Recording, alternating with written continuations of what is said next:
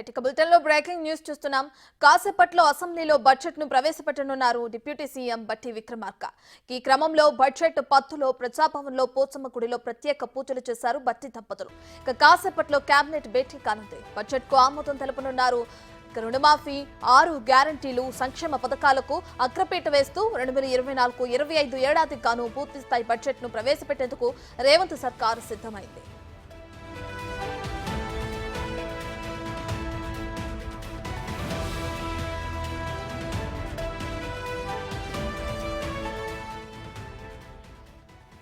కాసేపట్లో అసెంబ్లీలో బడ్జెట్ ను ప్రవేశపెట్టనున్నారు డిప్యూటీ సీఎం బట్టి విక్రమార్క.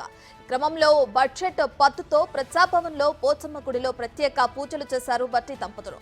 కాసేపట్లో కేబినెట్ భేటీ కానుంది. బడ్జెట్ కు ఆమోదం తెలుపనున్నారు.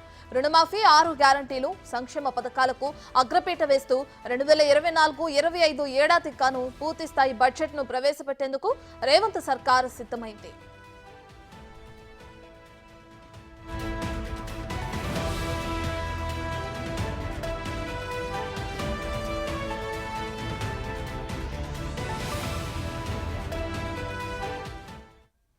ఇక కాసేపట్లో అటు అసెంబ్లీలో బడ్జెట్ ను ప్రవేశపెట్టనున్నారు బట్టి విక్రమార్క. దీనికి సంబంధించి పోచమ్మగుడిలో ప్రత్యేక పూజలు కూడా చేస్తున్నారు బట్టి దంపతులు. ఇదే విషయానికి సంబంధించి మరింత సమాచారాన్ని మా ప్రతినిధి సైదులు లైవ్ లో అందిస్తారు. రైట్ సైదులు.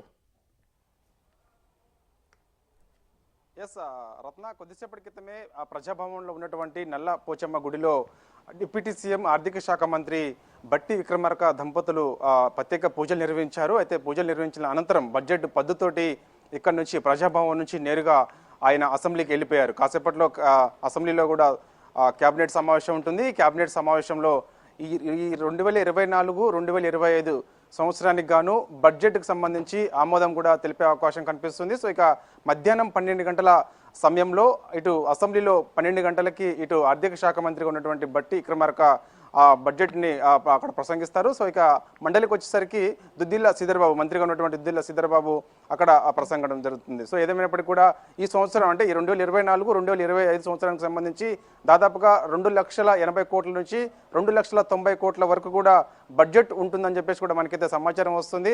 ఎందుకంటే ఇప్పటికే చూసాం మనం ఓటాన్ అకౌంట్ బడ్జెట్లో కూడా 2,71,00,000 కోట్ల వరకు కూడా పొందుపరచడం జరిగింది. సో ఇక అది కూడా దాదాపుగా పూర్తవుతుంది కాబట్టి, ఈ నెల 30తో పూర్తవుతుంది కాబట్టి, సో ఇక నెక్స్ట్ మంత్ నుంచి ఇప్పుడు పూర్తి స్థాయిలో అంటే 2024-25 సంవత్సరానికి గాను పూర్తి స్థాయిలో ఇప్పుడు బడ్జెట్ రూపకల్పన చేశారు ఆర్థిక శాఖ సంబంధించినటువంటి అధికారులు. సో ఇక దాన్ని కాసేపట్లో కేబినెట్లో ఆమోదం తెలిపిన తర్వాత ఆయన మధ్యాహ్నం 12 గంటల బడ్జెట్లో మధ్యాహ్నం 12 గంటలకి అసెంబ్లీలో బడ్జెట్ ప్రవేశపెట్టడం జరుగుతుంది. సో కొద్దిసేపటి క్రితమే ఇక్కడ ప్రజాభవన్లో నల్లపోచమ్మ గుడిలో ఆయన ప్రత్యేక పూజలు నిర్వహించి ఇక్కడ నుంచి నేరుగా అసెంబ్లీకి వెళ్ళిపోయారు. Right, thank you Saithulu.